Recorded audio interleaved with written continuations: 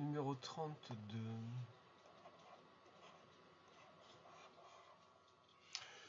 Donc, au décollage, accélération constante, 1,33 minutes de 0 à 500 mètres par seconde. Calculer l'accélération subie par la fusée pendant cette durée.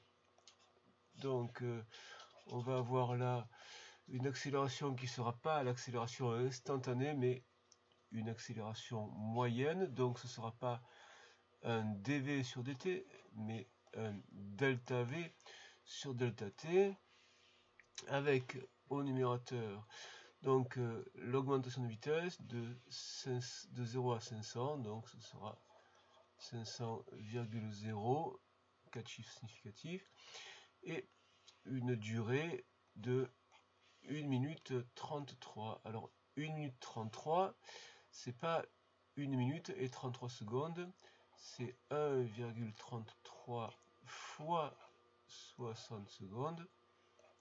Donc ce sera, on doit trouver quelque chose comme 6,27 mètres secondes moins 2. Quand vous faites la saisie à la calculatrice, n'oubliez pas de mettre des parenthèses là, sinon le x60, la calculatrice vous l'effectue au numérateur.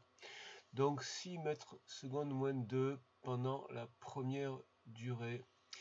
Vérifiez que l'expression littérale de l'altitude en fonction du temps est h égale 1/2 de at carré. Eh bien, si h, donc l'altitude, c'est 1/2 de at carré fonction du temps, si h de t c'est 1/2 de at carré, alors en dérivant cette expression-là, on doit avoir la vitesse qui est donc la dérivée de ça, et la dérivée de ça, ce sera donc 2 fois 1/2, donc 1, a fois t. Et l'accélération, si on dérive ceci, dv sur dt, si on dérive ça, eh bien, on obtient bien a, l'accélération. Au bout de 2 minutes, sa vitesse est de 2000 mètres par seconde. Calculer l'accélération moyenne de la fusée durant la deuxième phase. Du coup, ça, c'était le 2. Du coup, quelle est cette... donc toujours accélération moyenne, delta v sur delta t. Au numérateur, quelle est la variation de vitesse?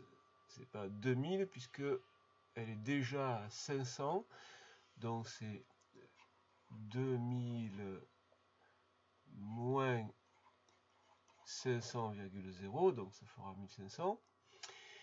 Et la durée, c'est donc 2 minutes, donc c'est la durée entre la fin de la première phase, le 1,33 fois 60, et la deuxième phase. Donc 2 minutes, c'est 2,0 fois 60, moins 1,33 fois 60.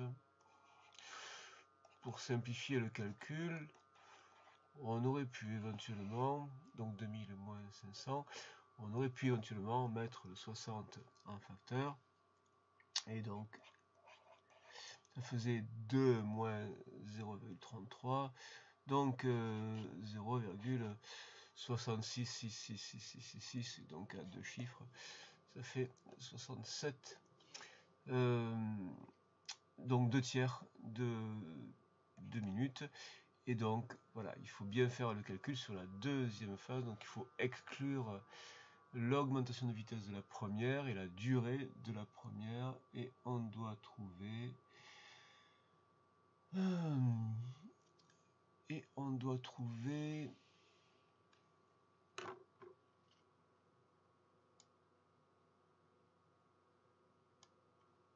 37,3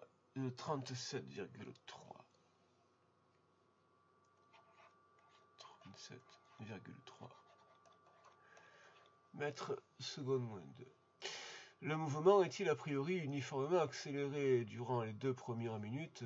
Uniformément accéléré, ça voudrait dire que A est constant. Est-ce que A est constant? Et non, de 6,27 à 37,3. Non, l'accélération n'est pas constante. Donc, petit b, non.